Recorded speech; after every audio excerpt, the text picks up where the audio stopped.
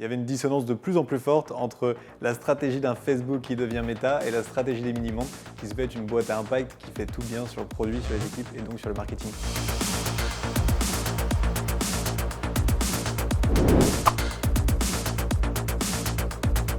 Les mini-mondes, c'est deux petits héros qui font découvrir le monde aux enfants et qu'on va suivre à travers des jouets, mais on fait des jouets en plastique recyclé, fabriqués en Bretagne, engagés vers le monde associatif.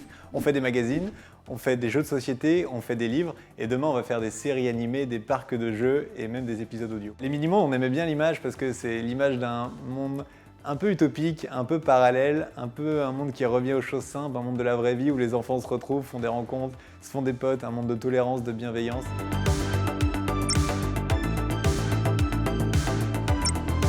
Avant, on peut dire que les mini-mondes étaient une DNVB, c'est-à-dire une marque digitale qui vendait en direct à ses clients. On avait donc, pour se faire connaître, la meilleure utilisation des réseaux sociaux. On se faisait connaître sur Instagram, on se faisait connaître sur Facebook et on vendait nos jouets en direct aux clients. Et c'est ce modèle qu'on a vraiment essayé de challenger, qu'on a essayé de faire évoluer pour avoir à la fois une acquisition qui soit beaucoup plus diversifiée, en multipliant les leviers d'acquisition, et en même temps aussi en devenant de plus en plus omnicanal pour se faire connaître du plus grand nombre. Je pense que pour une DNVB qui veut faire de la croissance, c'est assez compliqué en réalité de se passer des réseaux. Par contre, je pense qu'on peut beaucoup mieux utiliser les réseaux et continuer d'explorer des nouveaux leviers. Un exemple très concret, on a commencé chez les mini-mondes à explorer les partenariats, que ce soit par exemple avec des écoles, avec les crèches ou avec des marques affinitaires. Et on a constaté que très simplement, on pouvait faire découvrir à notre communauté des marques qu'on aimait et que les marques qu'on aimait pouvaient faire découvrir les mini-mondes. C'est des exemples de visibilité croisée super simples à mettre en place, gratuits et qui fonctionnent super bien.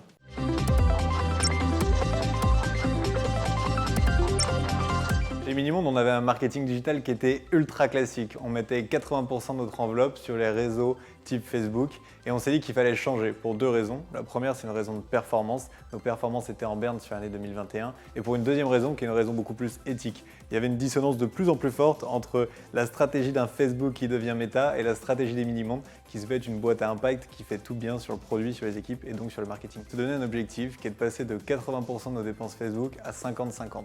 Et donc sur ce budget, on a commencé à multiplier les tests d'acquisition et on a commencé à dédier des enveloppes à des projets tests.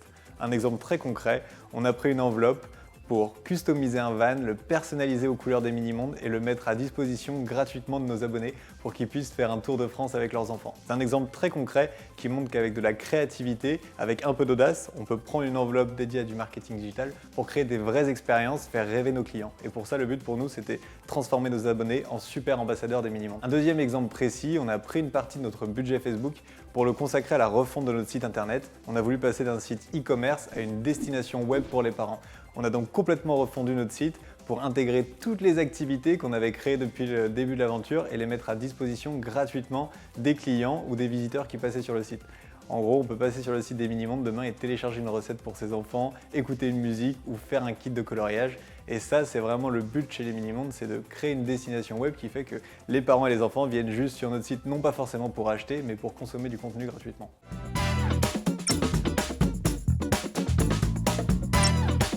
La particularité, je pense, chez les mini-mondes, c'est qu'on n'est que des jeunes parents. Et les jeunes parents, aujourd'hui, ce qu'on veut, c'est occuper nos enfants avec des super activités, c'est passer des vrais bons moments en famille. Et donc, tout le marketing qu'on essaie de repenser chez les mini-mondes va justement dans ce sens. Et c'est pour ça, justement, qu'on a fait notre refonte du site internet en passant d'un site e-commerce à une destination web pour les parents où on peut venir télécharger, consommer des activités gratuitement.